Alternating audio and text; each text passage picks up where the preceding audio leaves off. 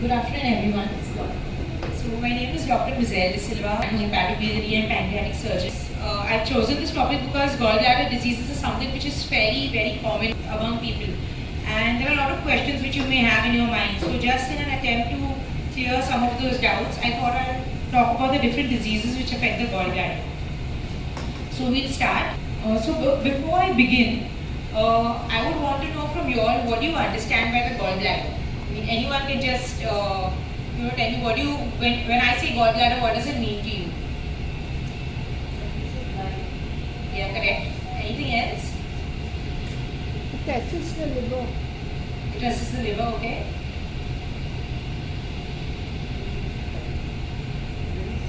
Reduces bile, okay. Anything else? Anyone? Helps in digestion.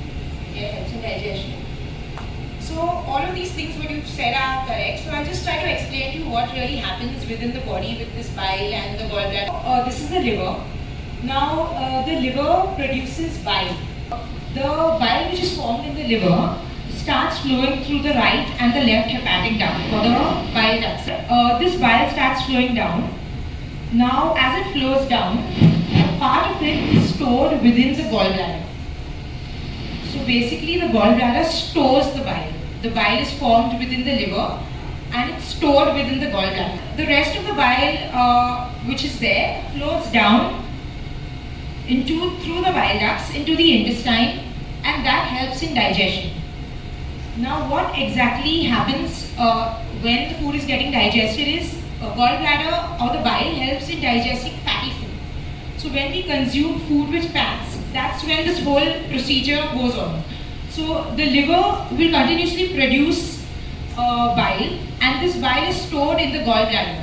And whenever we consume fatty food, what happens is the gallbladder will contract and push the bile downwards to help our food get digested. So that is basically what the gallbladder is and how it functions. So now we'll move on to what are the different diseases which can affect the gallbladder. So firstly, one of the most commonest diseases which most people are faced with is gallbladder stones. Many people may have already got operated for gallbladder stones. Some people may be having gallbladder stones. So that is one of the common diseases. The second one is something called cholecystitis, which is, that is the medical term for it, but it's just basically an infection of the gallbladder. Okay? The third thing which can affect the gallbladder is something called as a gallbladder polyp. I'll discuss all of these a little further. And the last one, which is one of the more dangerous ones among all of them, is gallbladder cancer. So we'll start with one of the most simplest and common ones, that's the gallbladder stones. Now what exactly causes gallbladder stones? So there's no no cause which has been identified surely, like this is the cause, if you stop doing this you will not develop gallbladder stones. But there are a lot of things which have been identified to be contributing factors towards forming gallbladder stones. So what are these? So one is obesity. There are different types of stones, and the commonest stone is a cholesterol stone. When you consume a lot of cholesterol in your diet, and obesity can cause a higher chance of gallstones being formed. The second is a high cholesterol diet. Like I said, because they are cholesterol stones, so fried foods, processed meats, all of these things can increase the chances of you developing any of the gallbladder diseases. Thirdly, diabetes. Now, some of the other causes which also contribute to gallstones, one is liver cirrhosis, which essentially means a damaged liver. So a liver, when it's damaged to a large extent, because the liver is the one which produces the bile. So when the liver is damaged to a large extent, what happens is the liver cannot function normally. So when it cannot function normally, that bile which is formed and the toxins from the body collect within the gallbladder, and that's how stones are formed. And the last one is disorders of blood. These are generally genetic disorders which a lot of people have, and because the blood is not processed normally, it causes breakdown of blood, and that can also form stones. So now what are the symptoms of gallbladder stones? So a lot of people may not have symptoms at all. But if you develop symptoms, one of the commonest symptoms what you have is pain. You'll say you're getting pain, and the pain may be in the center, it may be on the right hand side. So that is one of the commonest symptoms. In association with pain is a bloating sensation, which is also very common. People think that they have acidity a lot of times when they have gallbladder stones. Another symptom which can develop is vomiting. Now, not all people vomit, but some people can have nausea, which is a sensation of vomiting, but they may not really vomit. They may feel like food is coming up. Fever. Now, fever is generally occurs only in people with an infected gallbladder. So, when the gallstones get infected, that time you can develop fever. And lastly, jaundice. Now, jaundice does not develop in all people with gallbladder stones, but when you develop complications of gallbladder stones, that is when jaundice can occur.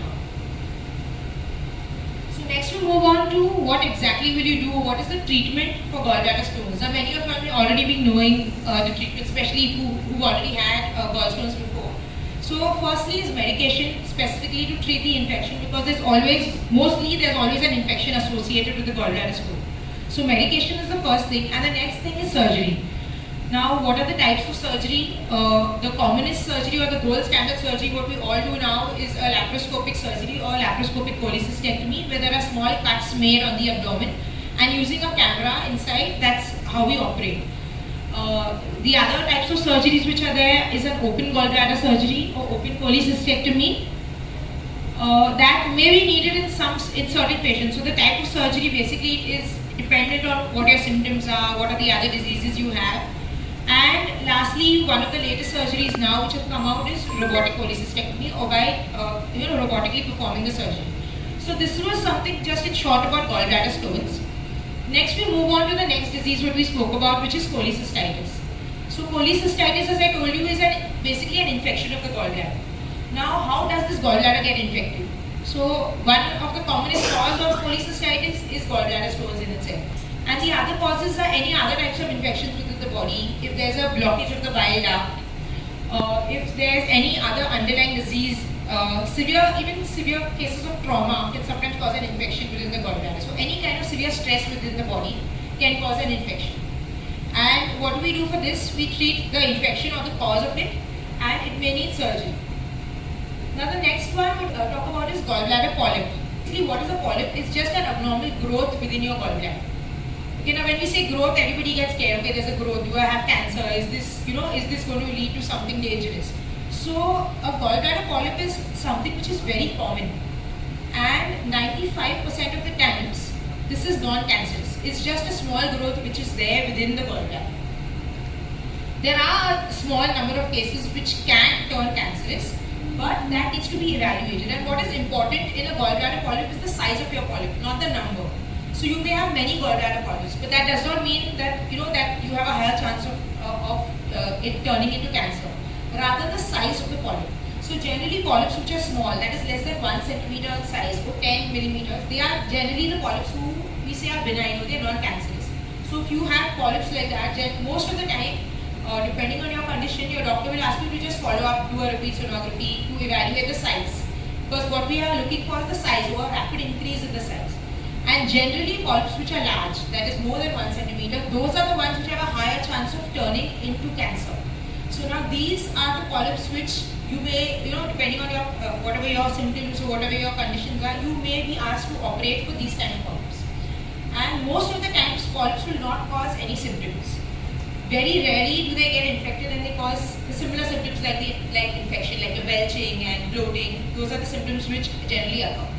So India has a high incidence of gallbladder cancer. So there are a few countries where gallbladder cancer is very high, and India is one of them. And which parts of India specifically? So it's more in the north, northeast, central part of India and the eastern part of India. So this is mostly along where the river Ganges flows. The river Ganga, what we say, so along the Gangetic belt. Now if you see here, you will see that even Bombay or Maharashtra is marked in this map. So one of the reasons for this being marked, or this being an area where there is high incidence of gallbladder cancer, is because we have a lot of immigrants into Bombay specifically. So why does this happen? That along this Gangetic belt people have a higher risk of gallbladder cancer. The three things which are responsible is a person who has a tendency for a cancer, a diseased gallbladder, and a toxic environment. So now we talk about the toxic environment. So what exactly happens is, along the bed of these rivers, there are a lot of industries, a lot of agricultural effluents which come out, and even human waste. So all of that enters into the river and it flows down the river. Now, people in that area, especially the people in the low socioeconomic status, they depend on the river Ganga for water, or they will use that water to cook food. They will drink that water. So all of that water has a lot of arsenic, lead, zinc, and chromium, which are heavy metals. So those heavy metals, along with a lot of human waste, even human stools. People tend to go near the river. They will pass stools, wash themselves. So all of that. All of those toxins go into the river and they flow down. So as it's flowing, the number of bacteria keep increasing within it. So that toxic environment poses a higher risk of gallbladder cancer. Now, one of the other things which also causes gallbladder cancer, specifically in that area, is a lot of mustard oil is used in cooking. Okay. Now, mustard oil is an irritant to the gallbladder. But now, if you use normal mustard oil, which is pure mustard oil, then most of the time there's no issue. But what happens is, in these areas, a lot of people will buy loose mustard oil. To create that mustard oil, there is an element which is added to make it look like mustard oil. It's a contaminant basically, which can produce cancer. So a lot of these things have been used in North, and that's why a lot of these, when we've done a lot of studies and all, have evaluated that these are the things which cause cancer more, and that's why this area specifically has a higher rate of cancer. So what happens with gallbladder cancer is, again, the unfortunate part about it is there are no symptoms. So people are not really, nobody knows that I have something, there is a problem with me. You may not even have acidity, you may not have any symptoms. It may just be something which is there. And in most cases, by the time it's diagnosed, it's very late, you cannot do anything about it. So, and some are diagnosed as an incidental diagnosis, like you come for gallbladder stone surgery, you do your surgery, you send that for testing to the lab. Once you do it, you send it for testing to the lab, then you identify you have cancer. So now, I know this sounds a little scary that there's no way to diagnose this and all of that, but then there are certain people who are at risk of it. It's not that every person, you get scared that, oh, I have gallbladder stones, oh, I have some gallbladder disease, I'll develop cancer. No, it's not like that. Gallbladder cancer is not as common as gallbladder stones.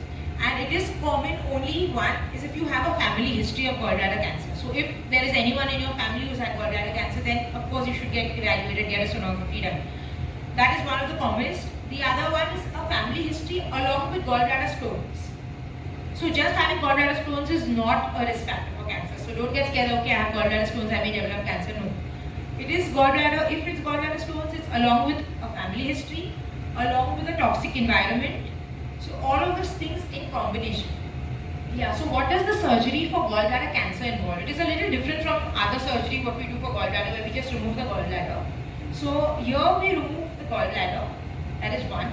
Besides that, we remove the fat around the gallbladder with the surrounding lymph nodes. We call them lymph nodes. That is the area which drains all the infections from the gallbladder. And thirdly, sometimes even a part of the liver needs to be removed. Okay. Now, what should you do if you have gallbladder disease? Who should you consult? So that I'm guessing everybody knows that you need to meet a surgeon if you have any kind of gallbladder disease. But what can you do from your side? As a person who you've come to hear this, but what can you do to prevent yourself, say, from developing any kind of gallbladder disease?